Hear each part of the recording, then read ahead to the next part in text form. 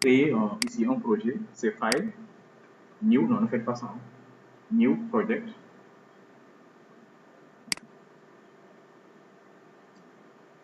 Ok, je sélectionne Java. Le JDK est déjà sélectionné, donc ça se fait une seule fois. On clique sur suivant. Suivant. Vous avez vu par défaut, le dossier est là.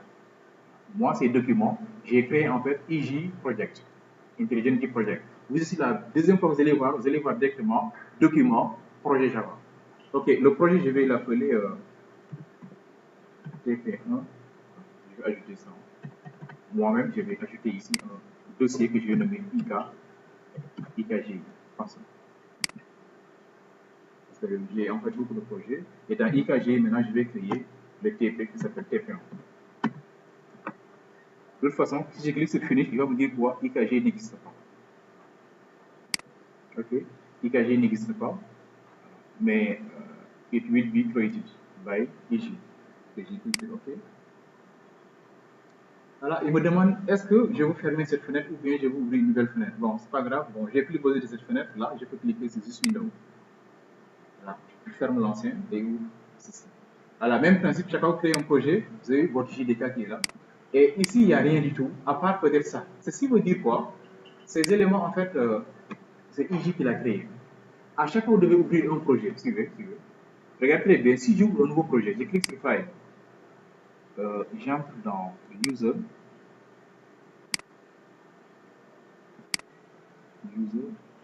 Document, IJ Project, Intelligent et où? C'est là, IJ Project. Regardez bien, les icônes qui sont là signifient que ce sont des icônes de IJ. C'est IJ qui a ajouté ça.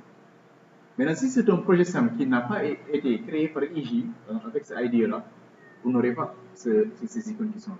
Maintenant, dès que vous cliquez sur, vous sélectionnez, vous cliquez sur ouvrir, automatiquement vous voir le projet. D'ailleurs, je peux entrer dedans pour voir en fait le contenu. Le contenu est bien, c'est ça. Chaque fois maintenant, vous avez déjà développé notre projet, c'est comme ça. Ceci, il ne faut pas le supprimer, ça c'est l'IDE. C'est l'IDE en fait. Autre chose. Bon, en Java, faites clic droit sur SRC. New. Vous voyez package quelque part? New. Sélectionnez package. Cliquez sur package. C'est bon pour tout le monde, n'est-ce pas? Ok. Bon, on vous demande en fait ici de mettre le nom d'un package par convention. C'est bon pour tout le monde là-bas, les filles là? C'est bon. Voilà. Les noms des packages par convention sont toujours écrits en minuscules, pas de majuscules dans un package. Le nom des classes sont toujours écrits en minuscules, mais avec la première lettre en majuscule. Ok. Voilà. Donc ici, package, on va nommer, comme c'est la partie présentation, on va l'appeler présentation. Le package, on va le nommer présentation. Présentation. Et vous cliquez sur OK.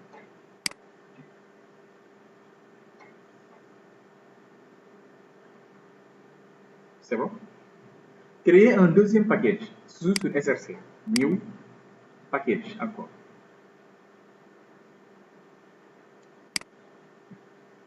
Cette fois-ci, il faut l'appeler controller avec deux L. Controller, deux L, comme ça.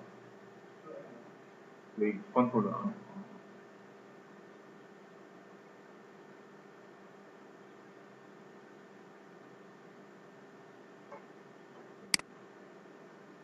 Ok, donc il y a deux packages. Un package nommé présentation et un package nommé contrôle. C'est bon. Ok. Sur présentation, faites clic droit sur présentation. Il faut bien suivre ce que je dis. Hein. Faites clic droit sur présentation. Est-ce que vous suivez ce que je dis? Alors, New, cette fois-ci, on sélectionne classe. Java class. Java class.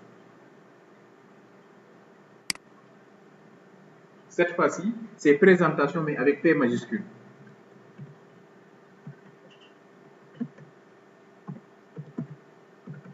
Présentation P majuscule, parce que c'est une classe.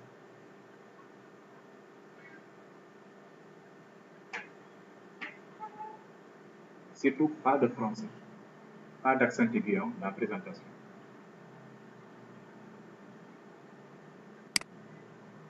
Ok, cliquez sur OK.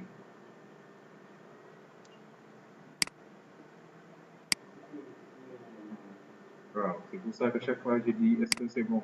Pas de package en fait réellement. Vous avez vu que même au mois d'écrire, nous on n'a pas écrit package, on a seulement des new packages, mais c'est réellement c'est un package. Si vous êtes dans écrit, vous allez voir en fait même l'icône des packages un peu différent de l'icône des dossiers, mais c'est presque la même chose. Ok, bon, c'est écrit ici, c'est parce que c'est une classe. En Java, tout est classe, pratiquement, ou interface. Java est un langage orienté objet. La classe s'appelle comment? Présentation.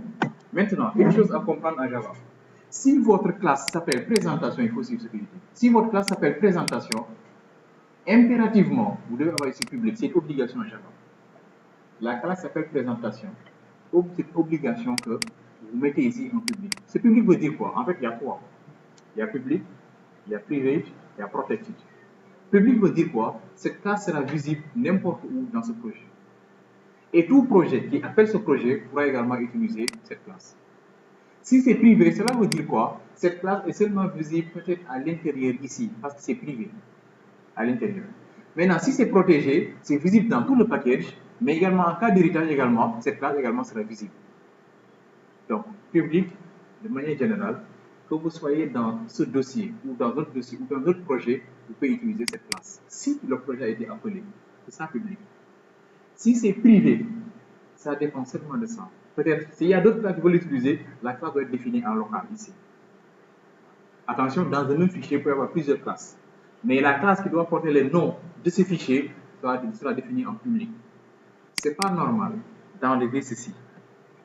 Si la classe s'appelle présentation, obligatoirement, vous devez ajouter le mot public. C'est une obligation. Okay? Donc, ça, c'est ce qu'on appelle en fait les visibilités ou bien portées d'une classe. Ok. Maintenant, ce qu'on va faire, c'est quoi? Nous allons ajouter le main. En langage C, c'est int main ou bien void main. En programmation également, c'est int main void avec un argument, args. Cet argument est repris en Java, mais cette fois-ci, Java va dire quoi? C'est un tableau d'arguments en fait, de type string. Ok, allons-y, on va définir ici le main. C'est public. Public. Static. Void. Main. String.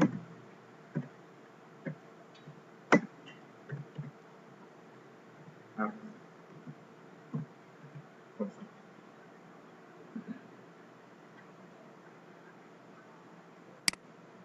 Vu qu'en fait, IJ même nous guide un peu. En précisant quoi? Ça, c'est le main, donc c'est la classe qui sera exécutée par défaut.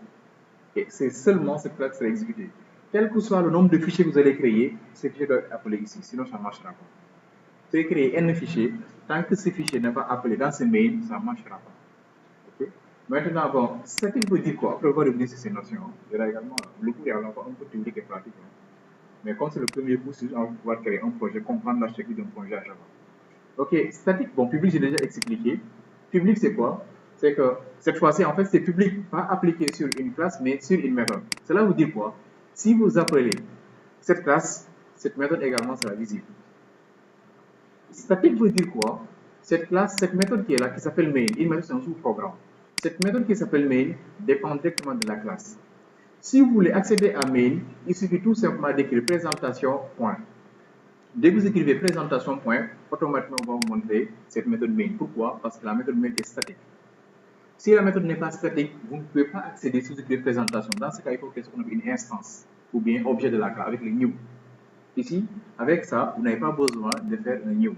Dès que vous accédez à présentation, vous allez également accéder à main. C'est lié. Pour ça que si vous regardez IJ nous guide très bien. Il dit ceci, ce fichier est exécutable. Si vous exécutez ce fichier directement ici, c'est comme si vous avez exécuté ce main. C'est normal. Pourquoi? Parce que main est statique. Mais également, main ne retourne absolument rien parce que c'est un void. Et en Java, pratiquement, on peut dire que tout est chaîne de caractères. Si vous voulez manipuler des variables, vous pouvez ne pas déclarer, utiliser cette variable, ce tableau qui est là, directement.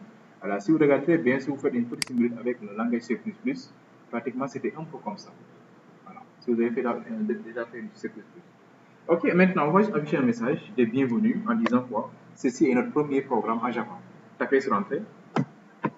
Écrivez système avec S majuscule. Système. .out. .println.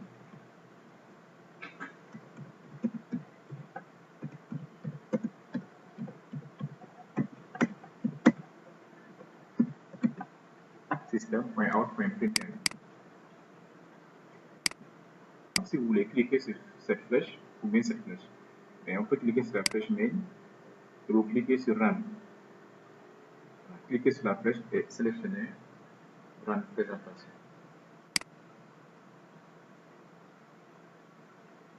Regardez, faites un constat. Regardez très bien à gauche. Nous avons seulement un dossier. Regardez juste après exécuter ce que vous avez, c'est ce out. Ce out comporte quoi? Ça marche. Vous avez le même résultat. Ici. Ce out est créé juste après. C'est ça qu'on appelle en fait un bytecode. Qui l'a fait? C'est Java Compiler. Après la compilation, qui exécute? C'est Java seulement. Après exécution, vous avez ce résultat. Mon premier programme en Java. Maintenant, vous, si vous voulez, à chaque fois que vous allez accéder à ce programme, vous n'avez plus besoin de toucher à ça. On peut directement exécuter présentation .java. Pourquoi? Parce que en fait, le fichier a été compilé. Ceci, c'est un fichier d'extension .java qu'on vient de créer. Après exécution, vous avez en fait présentation .class. Si vous avez ici 1000 fichiers .java, vous avez également 1000 fichiers .class. Chaque fichier sera remplacé par un fichier .class, qu'on appelle un bytecode. Et ça, c'est un fichier binaire. Ça, c'est un fichier binaire. Bon, c'est pas grave, je vais l'exécuter une fois. C'est un fichier binaire. Déjà. Là, on m'explique tout simplement presque le contenu. Mais là, c'est la compilation, compile code, etc. Présentation, ainsi de suite. Ça, je n'ai pas besoin du tout. Voici mon code. Ok, bon, là, on vient de créer un petit projet en Java. Nous allons essayer de créer ici une classe qui va faire un petit traitement et le résultat sera appelé dans main. C'est pour ça que je l'ai appelé en fait controller. Ok, allez, faites clic droit sur controller. Faites clic droit sur controller. New Java class. On l'appelle fonction. Faites clic droit sur controller, new Java class. Et la classe sera appelée controller.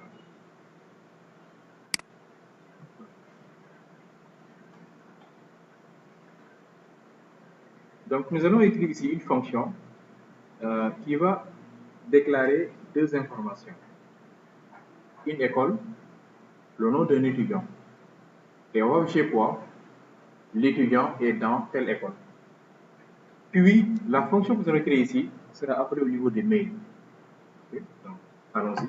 C'est public. Statique. Bon. Et aussi, on m'a dit si vous guide, tapez sur Entrée. Si vous savez que réellement c'est ça que vous voulez, vous n'avez pas besoin de tout saisir. Hein. Public, statique. Void. Bon, on va l'appeler seulement ici affichage. Affichage info.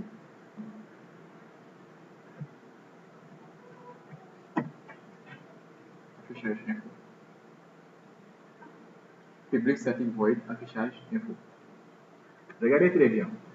C'est tout ça, c'est obligatoire. En Java. Les méthodes en Java commencent toujours par une lettre en majuscule. Ne faites pas ce que vous voulez. Hein. Il faut faire ce que j'ai fait parce que c'est une convention en Java. Ne créez pas avec A majuscule ou bien vous écrivez majuscule là où vous voulez. Non. En Java, toutes les méthodes commencent toujours par une lettre en minuscule. Les classes commencent impérativement par une lettre en majuscule. C'est une obligation en fait pour vous. Okay? Maintenant, si le nom de la classe ou bien le nom de votre méthode est un groupe de mots, c'est-à-dire des composés de plusieurs mots, dans ce cas, chaque nouveau mot doit commencer par une lettre en majuscule. Un exemple, affichage info, vous devez mettre ici affichage A minuscule, tout en minuscule, mais info I majuscule. C'est une obligation pour vous. Ok? Ne créez jamais une fonction en Java en mettant ceci. Il y a des étudiants qui font ce qu'ils veulent. Ça, c'est pas bon en Java. Ne faites jamais ça. Même écrire seulement un A en majuscule, comme ça, c'est pas bon. Ça, c'est du C#. Et notre langage de programmation, c'est qui prend ces conventions. Java ne veut pas ça. Ce qu'il veut, c'est quoi? Les méthodes en Java commencent toujours par une lettre en minuscule. C'est une obligation. Puis, s'il y a autre chose à ajouter, un exemple, affichage des étudiants. Le D, c'est D majuscule. Étudiant, E majuscule. De IKGI, D majuscule, E, IKGI, I majuscule. Okay? Là, on va seulement afficher quoi? Afficher des infos. Affichage, info. Bon, c'est pas grave, on met rien à l'intérieur. On va maintenant essayer, je sais pas, affichage. On va essayer d'afficher maintenant une information juste en déclarant deux variables. Bon, comme ça, vous venez du C. Bon, il y aura un cours spécifique sur ça. Ça, c'est le premier cours. Je vais vous montrer l'environnement de Java et les éléments dont vous avez besoin. Mais après, il y aura en fait un cours théorique avant de passer à la pratique. Ok, je vais déclarer maintenant ici deux chaînes de caractères. Une chaîne nommée étudiant et une chaîne nommée école. On ne saisit pas. On va directement affecter des valeurs. Puis on va afficher maintenant les valeurs grâce à system.out. Donc allons-y. String, on va déclarer une variable. Plutôt, oui, une variable type chaîne de caractères que je vais nommer étudiant. Là, je vais prendre n'importe quel nom. Responsable, ton nom c'est comment? C'est ça, ok, je prends seulement ça, comme on est en train de projeter. École. Ok, école, je vais prendre IKG.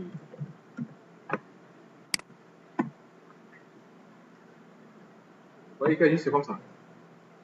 Mais c'est U, c'est comme ça. Ok, on va. Oui. Ah. Okay, sinon, ça sera une salle, quoi. Ok, système. Out. Println. Ok, je vais afficher une information. L'étudiant salle est dans l'école IKG.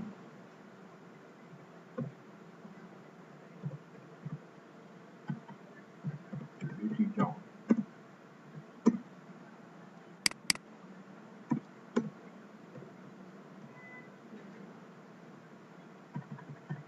Salle.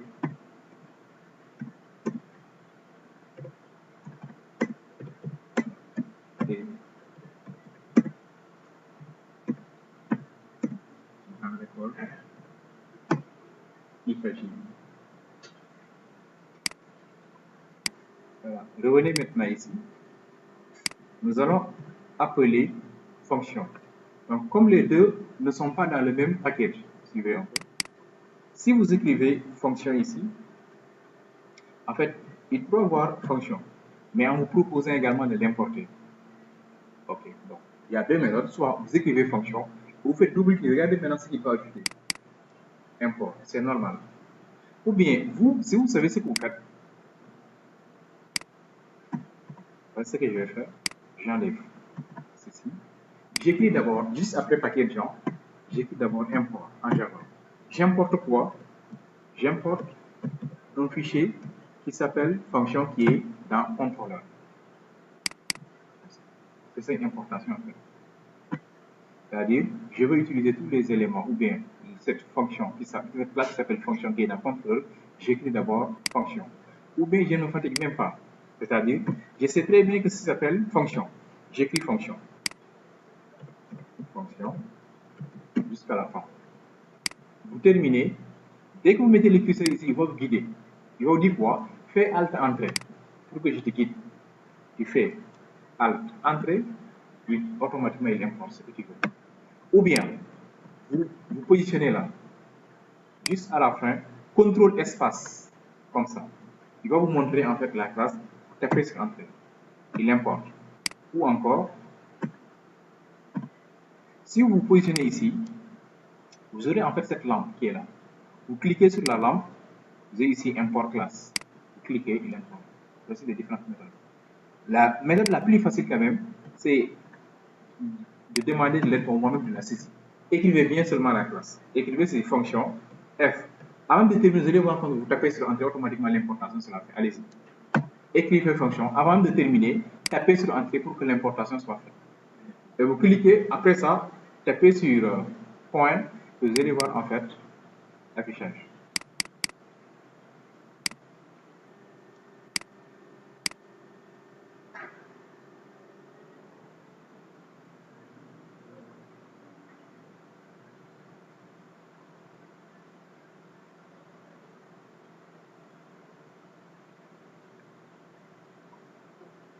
j'ai vu ceci.